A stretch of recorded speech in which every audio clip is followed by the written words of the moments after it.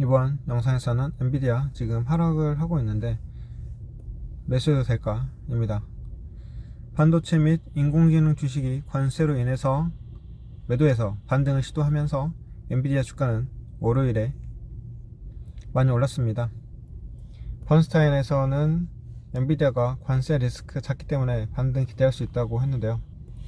스테이시 레스건 애널리스트는 반도체 섹터의 관세 리스크는 타 산업에 비해서 작기 때문에 엔비디아의 반등을 기대할 수 있다고 발언했고, 트럼프 대통령이 발표한 관세안에서는 반도체 수입 관세가 제어되었지만 많은 반도체가 이미 서버, PC 등 제품을 통해 수입되고 있기 때문에 반도체 섹터는 여전히 관세 리스크에 노출되어 있고, 다만 인공지능 서버들의 경우에는 주로 멕시코를 통해 미국으로 수입되고 있다고 분석했습니다.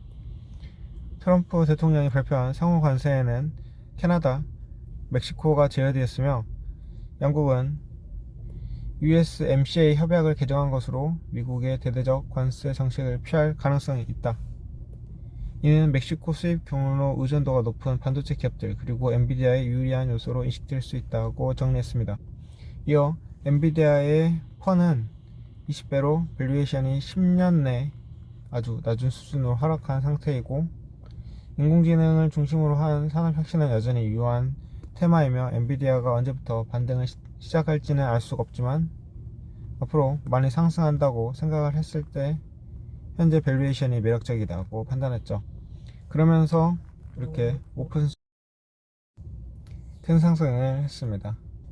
이외에도 그동안 낙폭이 컸던 많은 종목들 큰 상승했는데요. 이렇게 상승한 배경에는 백악관이 부인한 트럼프 행정부가 관세 부과를 연기할 수도 있다는 확인되지 않은 보도가 나온 후에 오락가락 하는 모습 보여줬습니다. 트럼프 대통령은 자신의 트루스 소셜 플랫폼을 통해서 중국이 내일까지 미국 상품에 대한 관세를 철회하지 않을 경우 미국이 중국에 대한 관세를 추가로 인상할 수 있다고 게시하기도 했고요. 어쨌든 지금은 주가 방향을 예단할 수 없는 상황이다. 그럼 현 상황에서 엔비디아 매수에 대해서 생각을 해보자. 이렇게 크게 상승을 했던 것은 투자자들이 AI 붐의 일부를 차지하기 위해서 주식을 사들이면서 10개월 동안 168% 상승을 한 거죠. 11월 초부터 주가가 머뭇머뭇 거리다가 투자자들이 고금리에 대한 불안을 느끼면서 하락세로 돌아섰습니다. 그리고 완전히 2025년부터 하락을 하게 된 것은 일련의 헤드라인이 많은 사람들의 칩 설계자 엔비디아의 성장 전망에 의문을 제기했기 때문입니다.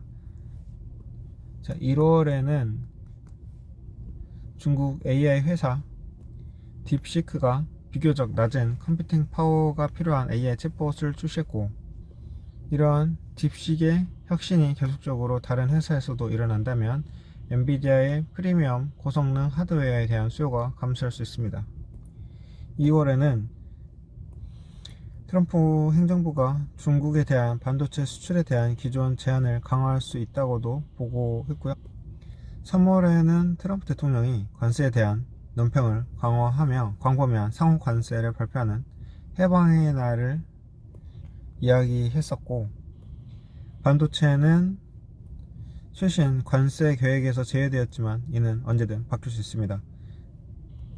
엔비디아 CEO 젠슨 황은 기자회견에서 큰 관세 영향을 기대하지 않는다고 말했지만 투자들은 여전히 불안해했습니다. 세계 경제 불확실성. 해방의 발표 이전에도 투자들은 미국 대통령 행정부의 관세 수사에 대해서 점점 더 불안해하고 있습니다. 그 결과 투자 환경은 점점 더 불안정해졌고, 투자들이 더 안전한 자산에서 피난처를 찾으면서 엔비디아를 포함한 성장 주식이 타격을 입은 거죠. 엔비디아 주가는 1월부터 4월 초까지 30% 정도 하락을 했습니다. 지금부터는 엔비디아 반등에 영향을 미칠 수 있는 요인에 대해서 살펴볼 건데요. 주시해야 할 세 가지 기회 영역은 로보틱스, PC 게임 및 자율주행입니다.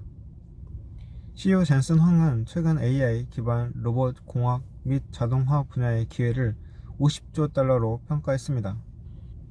CEO는 이러한 기술이 제조, 물류, 의료 및 기타 산업을 혁신할 것이라고 말했습니다. 엔비디아는 로봇 공학 및 기타 유형의 물리적 AI를 지원하는 아이작과 코스모스라는 두 가지 플랫폼을 보유하고 있습니다. 그 다음 클라우드 게임. 엔비디아의 지포스 나우 서비스는 클라우드를 사용하여 모든 PC에서 게임 경험을 업그레이드합니다. 게이머는 스팀, 에픽게임스 스토어 또는 유비소프트 코넥트의 PC 게임 계정을 지포스 나우에 연결해서 추가 하드웨어 지원을 받습니다. 기본적으로 모든 기기를 게임용 PC로 전환합니다. 엔비디아는 2025 CES에서 확장된 지포스 나우 장치 지원 및 기능을 발표했습니다. 그 다음 자율주행. 엔비디아의 자동차 라인업에는 차량 내 컴퓨팅을 위한 플랫폼과 AI 주행 모델을 훈련하고 테스트를 하기 위한 환경을 시뮬레이션하는 솔루션이 포함됩니다. 2025년에 이 회사는 토요타, 컨티넨탈, GM, 오로라, 가틱, 톨커 자동차와 AI 파트너십을 발표했습니다. 엔비디아는 자동차 사업이 2025 회계년도에 17억 달러에서 2026 회계년도에 50억 달러의 수익을 낼 수 있을 것으로 예상합니다. 자, 그러면 엔비디아의 위험과 과제에 대해서 살펴보겠습니다. 여기에는 규제 변화, 저렴한 AI 솔루션 및 자체 칩 개발이 목록에 있는데요. 자, 첫 번째, 규제 변화 및 수출 금지를 보자면 트럼프 행정부의 정책 변화는 엔비디아의 주가에 압박을 가할 수 있습니다. 반도체를 제외하더라도 상호 관세는 투입 비용을 높이고 마진을 줄일 수 있습니다. 젠슨 황은 무역 전쟁의 전개에 대해서 별로 신경을 쓰지 않는 듯 하지만 필요하다면 제조를 미국으로 옮길 수도 있다고 했습니다. 그것은 장기적인 해결책이기도 하죠. 안타깝게도 성장 투자들은 인내심 없는 것으로 알려져 있고 미국 내 제조로의 전환은 엔비디아의 주가에 영향을 미칠 것입니다. 관세보다 더 우려되는 것은 중국으로의 수출 금지와 중국의 수입 금지 가능성입니다. 보고서에 따르면 트럼프 대통령은 중국으로의 칩 판매에 대한 제한을 강화하는 것으로 고려하고 있다고 합니다. 한편 파이낸셜 타임스에 따르면 중국 규제 기관은 중국으로의 수출을 위해서 설계된 제품인 엔비디아의 H20 칩 판매를 막고 있습니다. 효율성 기준을 충족하지 못했기 때문입니다. 두 번째 위험 요인, 저렴한 AI 솔루션. 딥시크의 출시는 엔비디아 주주들에게 불안을 안겨주었고 문제는 AI 앱 제작자가 인용한 총 투자액 560만 달러였습니다. 가격표는 예를 들어 마이크로소프트의 2025 회계년도 AI 예산 800억 달러에 비하면 아주 미미해 보입니다. 이러한 불일치로 인해서 엔비디아의 성장 전망에 대한 의문이 제기되었습니다.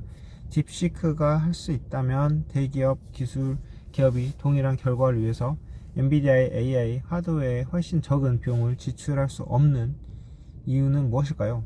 일부 전문가들은 딥시크의 560만 달러라는 숫자가 오해의 소지가 있다고도 말하지만 그래도 비용 효율성이 AI 경쟁에 뛰어들 때가 올 것이라는 예상을 할 수 있는 거죠. 그러면 경쟁자들이 AI 지배력을 갉아먹을 수 있는 공간이 생길 수 있습니다. 그다음 세 번째 위협 요인은 자체 칩 개발입니다. 대형 기술 기업들은 엔비디아가 유일한 AI 칩 기업이 되기를 원하지 않습니다. 너무 위험하기 때문입니다. 그들은 자체 솔루션을 개발해서 그 위험을 완화하고 있습니다. 구글은 최근 오픈소스 AI 모델 컬렉션을 출시했고 메타는 AI 칩을 테스트하고 있으며 오픈 AI는 AI 칩 설계를 거의 마무리했습니다. 이러한 솔루션은 시간이 지남에 따라서 기존 고객과의 엔비디아 사업 영향력을 줄일 것으로 예상이 되고 그 결과 엔비디아는 성능과 가격을 개선해야 할 것입니다.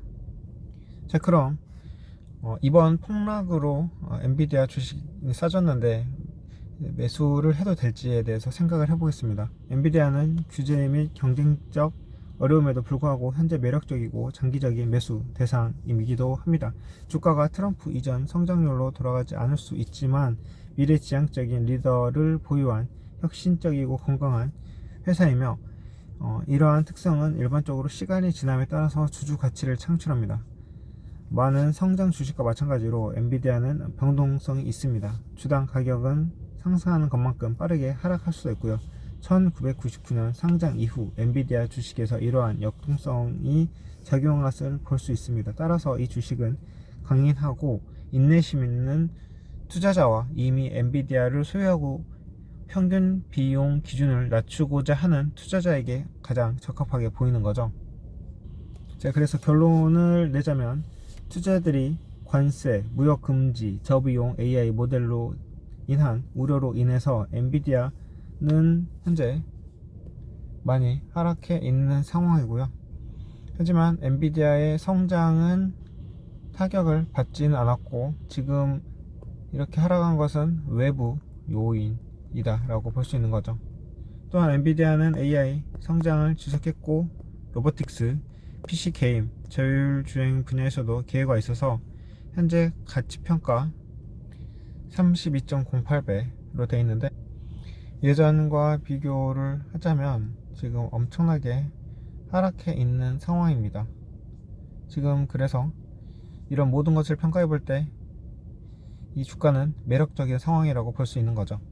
그러면 차트를 통해서 지금 당장 사야 되는가에 대해서 보자면 오늘 봉의 모양은 무엇일까요? 여기 이게 약한 상승 장악형입니다. 하락 추세에서 음봉이 만들어진 이후 출현한 양봉이 직전 음봉의 몸통을 완전히 덮지 못하고 반 이상 덮은 모양이죠. 일단 상승 반전 혹시나 예상을 해볼 수 있지만 다음 봉의 모양이 중요한 상황입니다. 자, 오늘 5%나 오르면서 일봉에서 RSI 골든크로스 나왔고 다른 매수 신호가 나왔는지 봤더니 아직도 하락 계속 하고 있다 라는 것을 볼 수 있습니다. 여기서 중요한 것은 이 하락 추세선을 상향 돌파하느냐인데 아직 그러기에는 좀 더 남은 것 같죠. 자, 결론을 보자면 현재는 트럼프 대통령이 어떤 정책을 펴나갈지 모르고 그리고 이 관세로 인해서 트럼프 반대 시위가 미국 전역에서 일어나고 있다는 이런 변수를 생각해 볼 때 아직도 불안정하다라고 볼 수가 있습니다. 즉 하락 추세는 아직 끝나지 않았다. 명확한 상승 추세는 나오지 않았다고 볼 수가 있는 거죠. 자, 오늘 여기까지 하고 마치겠습니다.